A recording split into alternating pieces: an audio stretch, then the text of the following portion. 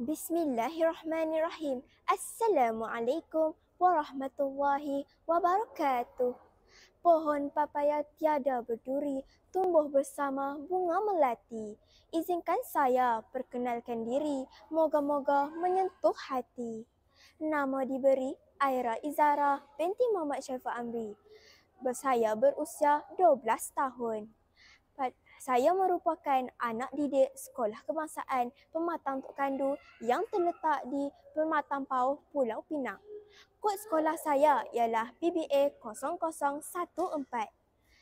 Dalam video ini, saya berasa amat teruja untuk menceritakan sebuah cerita yang telah saya baca. Buku ini bertajuk Ana Travelista. Ana Travelista merupakan sebuah buku yang ditulis oleh penulis handal yang bernama Syuhada Safian. Untuk maklumat semua, buku ini mengandungi 119 halaman dan dicetak pada tahun 2019. Buku ini mengisahkan Ana, seorang remaja muslimah yang bersemangat tinggi. Dia telah lama menantikan untuk menyertai pertandingan Adventure Games. Untuk maklumat semua, Adventure Games merupakan pertandingan sukan ekstrim yang menguji ketahanan mental dan fizikal. Bagi Ana, ini adalah peluang keemasan untuk membuktikan keberanian dan kemampuannya untuk terus bertahan. Namun, apabila pertandingan bermula, Ana mendapati bahawa cabaran yang dilalui jauh lebih sukar dari yang dibayangkan. Setiap peringkat membuat kita untuk menguji kekuatan fizikal yang luar biasa, ketajaman minda dan juga keyakinan kepada diri sendiri. Selain itu, Ana juga telah menghadapi cabaran-cabaran yang aneh yang di dalam pertandingan tersebut. Menambahkan lagi tekanannya untuk terus bertahan di dalam pertandingan tersebut. Di tengah-tengah cabaran itu, Ana berhadapan dengan Alia, seorang peserta yang memiliki perwatakan tegas dan kompetitif. Pertembungan antara Alia dan Ana mencetuskan konflik apabila Alia mengancam Ana untuk menarik diri dari pertandingan demi kemenangan diri sendiri.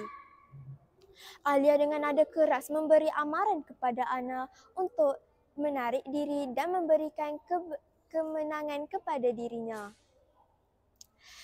Keadaan ini membuatkan Ana dalam situasi sukar. Dia harus memilih untuk mengalah demi mengelakkan pergaduhan dengan Alia atau terus bertahan demi prinsip dan impiannya. Dengan sokongan rakan-rakan dan keyakinan tinggi, Ana memutuskan untuk tidak menyerah kalah dan bertekad agar untuk meneruskan pertandingan dengan keazaman dan keberanian. Buku ini bukan sahaja mengisahkan tentang menguatkan kekuatan fizikal, namun juga Ana telah belajar tentang nilai persahabatan dan juga keyakinan diri.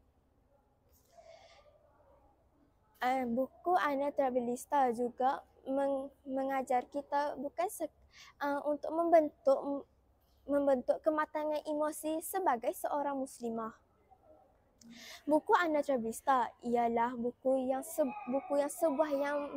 inspiratif yang menekankan nilai-nilai keberanian, kejujuran dan keyakinan terhadap diri sendiri.